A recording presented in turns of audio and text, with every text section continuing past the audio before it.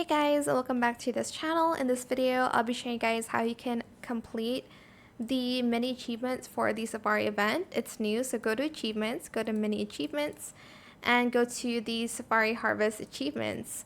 You'll get these unique awards: Safari Sanctuary Fence, Container, Egg, Seed Pack, and Crate. What else do you get? Also another crate. Okay, that's what you get. You'll need to harvest 10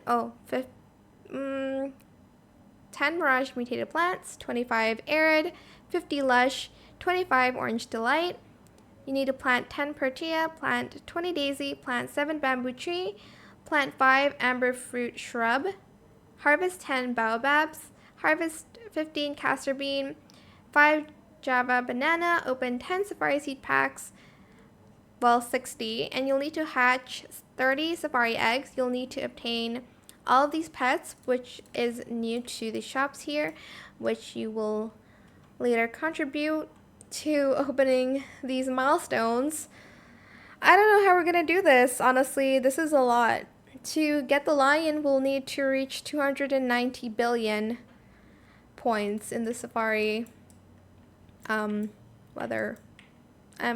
harvest event. I don't know what I'm saying.